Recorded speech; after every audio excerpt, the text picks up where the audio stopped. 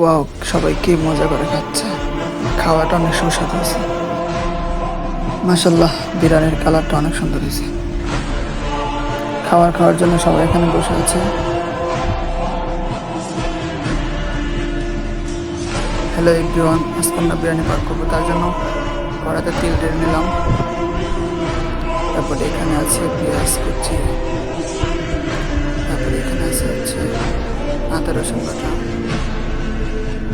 এখানে আছে টমেটো, এখানে আছে বাসমতি চাউল, পেঁয়াজ কুচি দিয়ে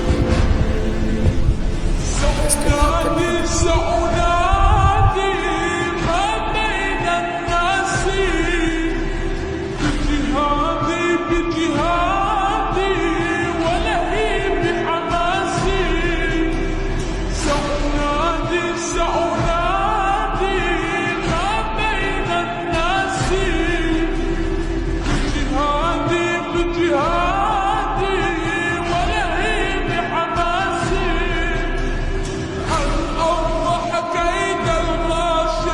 এখানে আমরা গোস্তটা কষায় নেবো হালকা, তার জন্য গোস্ত দিয়ে দিলাম।